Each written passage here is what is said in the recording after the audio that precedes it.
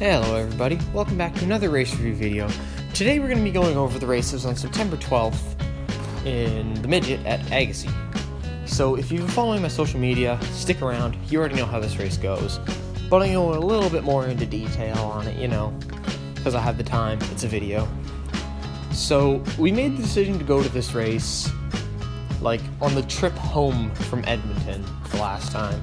And so we decided we're going to go, so we start calling around, seeing if we can find brake parts and stuff, because our midget isn't a paved midget, it's a dirt midget. And so, we're trying to find some brake parts and some tires, and we find someone who has a new set of tires, and, we find everything we need. So now we're getting going, and we get the car together, and so me and my dad, we split the tires half and half, so he got to run it Friday, I got to run it Saturday. And when it was Saturday, Sunday, so I always forget that. So he got to run it Saturday, I got to run it Sunday. And so we get the car tuned for pavement, and my dad does really good. He wins this heat race. He didn't finish the main because his right leg went numb, so he couldn't take his foot off of the throttle. And so, he kind of had to pull off, otherwise he was going to wreck. But so, night 2, it was my turn in the Chilliwack Ford Focus Midget. And I was pretty excited. I haven't raced pavement for 6 years, so I didn't really know what to expect. I've done some, I've raced a Hornet on the road course at Agassiz Speedway, and I tested a late model at this track. Other than that, last thing I raced on pavement was a quarter midget, so vastly different from the full-size midget. And so I get out in the Chilliwack Ford Focus Midget, and I start burning some laps, and I just try and get up to speed, and I got up to speed in the first session, So I was pretty happy about that. So I go on the second session, just try some stuff out, just to see what I can learn. And so still up to speed, go out, time in fifth fast. And so I was pretty happy about that. So full invert heat race, so I start 5th. But a couple of cars that were up front, because it's full invert, the slow qualifiers end up starting up front in the heat race. So a couple of them decided that they wanted to go to the back, because, they didn't really want to screw anything up or cause any wrecks, Understandable there. So I ended up starting 3rd in the heat race. And so we go into turn 1, I get into 2nd place, and now I'm just chasing down the leader, I'm right on his tail, going down the back straightaway. So I'm like, alright, I'm going to go high through 3 and 4, try and build myself up some momentum, and then I'm going to cut it back beneath him, going down the front straightaway, and pass him in turn 1. And that's exactly what I did. Go up top, cut it beneath him, it goes just perfectly, and I'm going into turn 1, and I know I have him, I know I have the line. But in my head, I'm like, I got to go in deeper. Just to be 100% sure that I'm going to get him, I got to go in really deep here. So I did. And from the inside, it felt like I was out of control and going to wreck if he didn't subside, he didn't give me the line. That's the way it felt. But from the outside, it didn't look that way, so I guess I wasn't out of control at that moment in time. But other than that, it was pretty mint.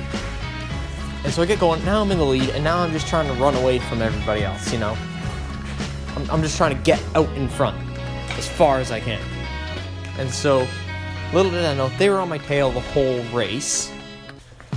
And so I end up winning the heat race, which I was really happy about that one. Literally first race on pavement, and I've won the heat race, Pretty mint. And so the lineup for the main event was the exact same, other than the fact that one of the guys that started in the back in the heat race decided they wanted to take their spot. So they took their spot, and, I started 4th. And so the guy who's starting on pole now, we take the green flag. It's a jump start from the guy on the outside pole, so, just line him back up. One more go. If he jumps it again, he goes back a row and whatnot, the whole deal. And so, gets called back. We take the green flag. The leader gets a little squirrely going down the front straightaway, so that allows the outside row to just get a jump going into turn 1. And so now I'm running 2nd. And now it's the same guy that I had to pass in the heat race. And so now I'm just going around. He knows what I'm planning on doing. I go and I eye it up. I go around the high side in 1 and 2. to try and do it on the back straightaway. And he knows. He's hung down like 2 car widths from the wall for some odd reason. He knows what I'm gonna do. So then I lost a bit of ground there. So now I start just running, building up my momentum, and I get to his bumper again, and he's still doing the 2 car widths down from the wall. So now I start trying on the high side. I go up there to give it one go, and the guy who started dead last is now on my inside because of that move. But so now he's on my inside. Now he's working by me, and so now we're too wide right on this guy's tail. And now we go down the front straightaway, like it's literally down from the top of turn 4 to turn 1 is 15 feet. Like, you know, it's a 15-foot drop. So we go down the front straightaway into turn 1, and we split this guy 3 wide going into 1. And now my thought process was, well, and why I did this and didn't back out a little to try and not wreck, was I know the guy we're trying to pass. I know he's gonna lift. You know, when 2 cars suddenly appear on both sides, I think he's gonna lift a little. So I go in, sure enough, he lifts. So I was like, perfect. Now I'm running second again. And so I stay on this guy's outside for a couple of laps. And it wasn't a couple laps, it was really just one, you know. Didn't really have much else I could do. And so he just squirts out in front of me. I pull even through the corners, but he just squirts out in front on the straightaways. So now I'm just running second. I'm trying to keep up with this guy, you know. He's way faster on the straightaways for some reason. And I'm just trying to keep up with this guy. And I think they're still on my tail. So I'm going around, I'm thinking they're on my tail. So I'm driving my butt off. And like, I'm taking the Chilliwack Ford Midget to speeds it hasn't seen before, you know. I'm just going as hard as I can all race, all 30 laps. And we went green to checkered, 30 laps, and I ended up finishing second. So we all stop on the front straightaway. I was pretty happy about that, you know.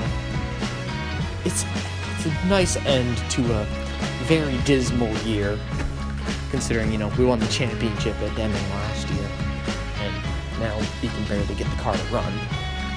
So, you know, we're stoked. And, you know, after it was all said and done, I was pretty proud of that performance, you know. So, that's what happened on September 12th. I hope you enjoyed this video. Be sure to tune in next time. I'll have a 2020 season review video maybe coming later.